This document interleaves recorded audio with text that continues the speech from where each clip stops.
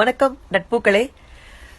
நம்மள மாதிரி அதாவது இயந்திர வாழ்க்கைக்கு பழக்கப்பட்ட ஒரு மனுஷன் காலைல எந்திரிக்கிறாரு. எந்திரிச்சோன்னா அவருக்கு ஒரு போன் கால் வருது. உங்க அம்மாக்கு முடியலப்பா, ரொம்ப சீரியஸா இருக்கிறாங்க, ஊருக்கு வாங்கன்னு சொல்லிட்டு. உடனே பதறி அடிச்சுட்டு போய் பாக்குறாரு. அவங்க அம்மாவை அந்த ஆஸ்பத்திரியில தீவிர சிகிச்சை பிரிவில் வச்சிருக்காங்க. என்னன்னு மருத்துவரை கேட்டா அவர் சொல்றாரு, உங்க அம்மாக்கு ஒரு மைல்டு ஹார்ட் அட்டாக் மாதிரி வந்துருச்சுப்பா.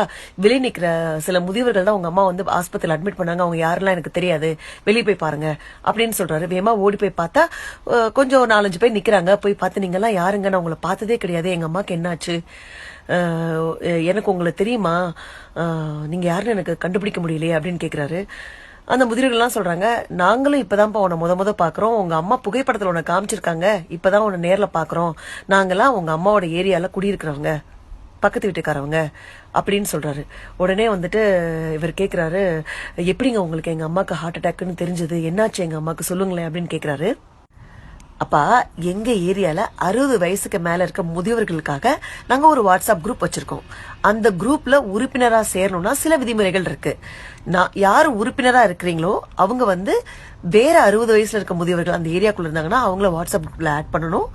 இன்னொரு விதிமுறை என்னன்னா, காலைல எந்திரிச்சோன்னு குட் மார்னிங் ஒரு மெசேஜ் கொடுக்கணும், நைட்டு தூங்குறதுக்கு முன்னாடி குட் நைட்னு ஒரு மெசேஜ் கொடுக்கணும். இவ்வளவுதான் விதிமுறைகள் அப்படின்னு சொல்றாரு.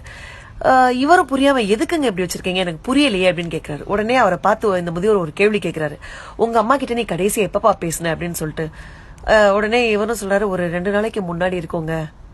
சரி, உங்க அம்மாக்கு 60 வயசுக்கு மேல ஆயிடுச்சு, அவங்கள உன்னால பக்கத்துல இருந்துதான் பார்க்க முடியல, ஆனா டெய்லி காலையிலயும் மத்தியானம் ராத்திரியும் ஒரு தடவை போன் பண்ணி பேசுறதுக்கு உனக்கு என்ன ஆகும்பா?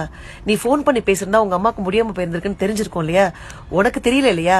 எங்களை மாதிரி இந்த மாதிரி ஒரு நிலைமையில இருக்க முதியோர்களுக்காக தான் நாங்க இந்த வாட்ஸ்அப் குரூப்பே கிரியேட் பண்ணிருக்கோம்.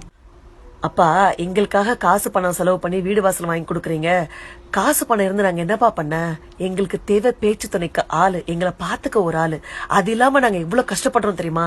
உங்களை வளர்க்கறதுக்கு நாங்க படுற கஷ்டத்தை விட தனியா இருக்கிறதுக்கு நாங்க படுற கஷ்டம் வெளியே சொல்ல முடியாதுப்பா. அதனாலதான் இந்த வாட்ஸ்அப் குரூப் கிரியேட் பண்ணிருக்கோம். காலையில ஒரு குட் மார்னிங் மெசேஜ் போட்டாங்கன்னு வச்சுக்கோங்க, அவங்க நைட் நல்லா தூங்கி இருக்காங்க, தூங்குனாங்களோ இல்லையோ காலையில இருக்காங்க. நைட்டு தூங்குறதுக்கு முன்னாடி ஒரு குட் நைட் மெசேஜ் போட்டாங்கன்னா நாள் முழுவதும் அவங்க நல்லபடியா இருந்திருக்காங்கன்னு அர்த்தம். இதுக்காக தான் நாங்க இந்த வாட்ஸ்அப் குரூப் கிரியேட் பண்ணிருக்கோம்.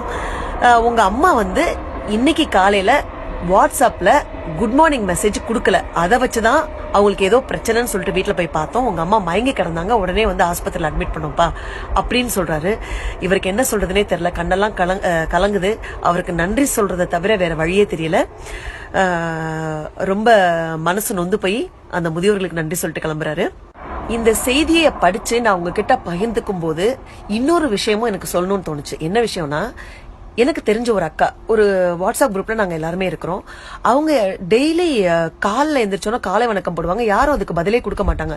இருந்தாலும் சளைக்காம நாங்க அந்த வாட்ஸ்அப் குரூப்ல கிட்டத்தட்ட ஒரு 2.5 வருஷம் 3 வருஷமா இருக்கிறோம்.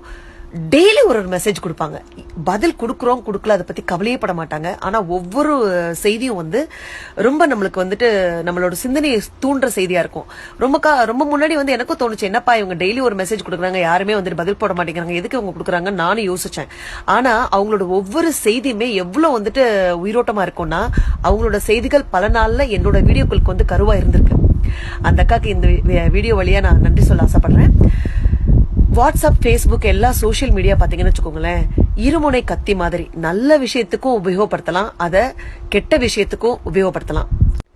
இப்போ இந்த விஷயத்துல முதியவர்கள் வச்சிருந்த அந்த வாட்ஸ்அப் குரூப்ல வளம் வந்த குட் மார்னிங் குட் நைட் செய்தி தான் அந்த அம்மாவோட உயிரை கடைசி நிமிஷத்துல காப்பாத்திருக்கு இல்லீங்களா?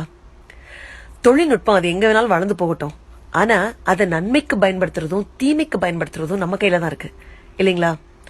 அது மாத்திரம் இல்லைங்க, இன்னைக்கு நம்ம இப்படி இருக்கோம், நாளைக்கு நம்மளுக்கும் வயசாகும் இல்லையா? நம்ம பிள்ளைங்க நம்மளை பாத்துக்கணும் இல்லையா? உறுதுணையா இருக்கணும் இல்லையா? அவங்களுக்கு முன்மாதிரியா நம்ம இருக்கணுங்க. பெத்தவங்களை நம்ம இந்த நிலைமைக்கு வளர்த்து ஆளாக்கி இருக்காங்கல்ல, அவங்களுக்கு ஒரு நன்றி கடனா நம்ம இருக்க வேண்டாம்? வாழ்க்கை வாழ்வதற்கே பெற்றவர்களை உளம் குளிர வாழ வைத்து வாழ்ந்துதான் பார்ப்போமே. நன்றி, வணக்கம்.